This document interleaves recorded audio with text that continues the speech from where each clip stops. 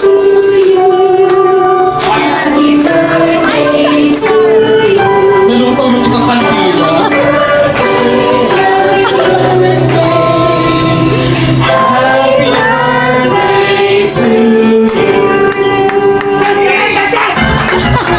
Happy birthday to you.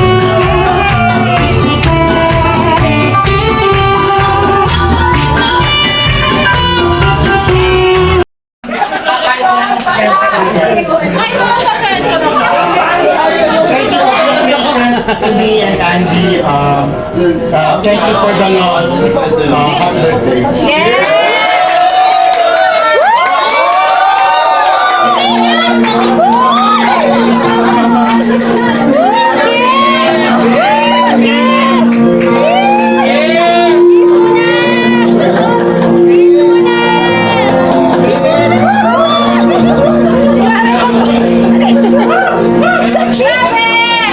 Grabe! Candles blown with wishes true.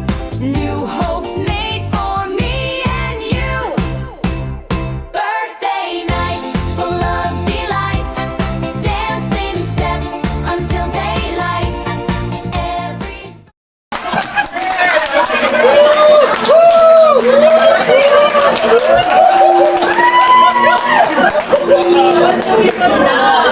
I wish you all the best and sana magkaroon na ako ng kapatid. Pinapedalik yun eh.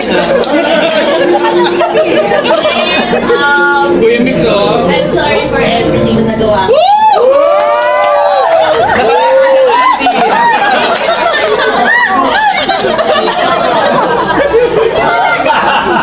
Birthday mo nakalabas ako. Makakinom na ako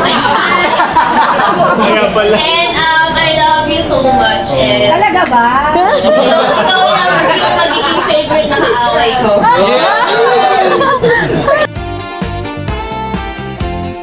birthday night full of delights. Dancing.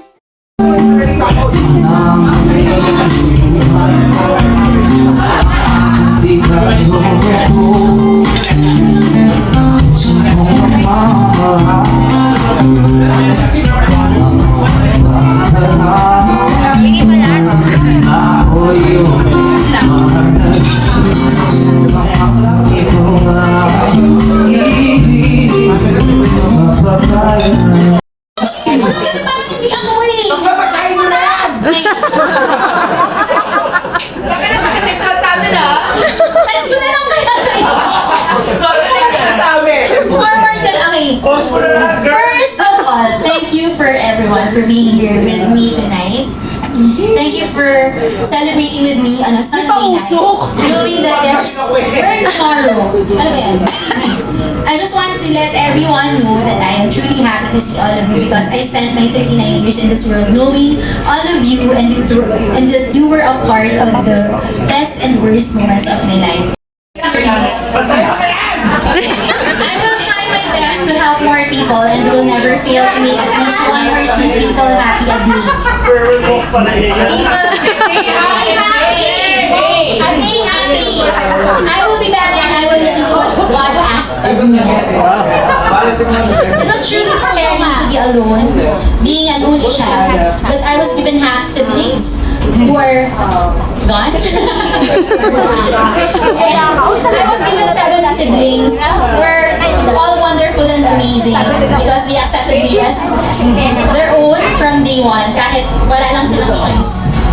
Ayan, wala lang silang choice.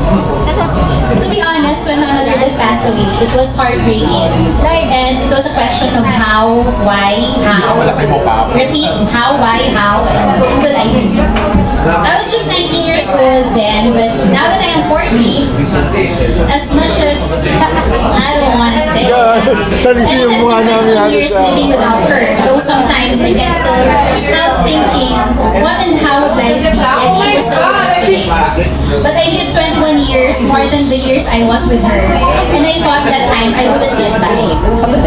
Truly, it's hard to lose a mom, but with the blessings of God, having Mama Marinik and Tita Lelel around and my family, Papa Ding, my siblings,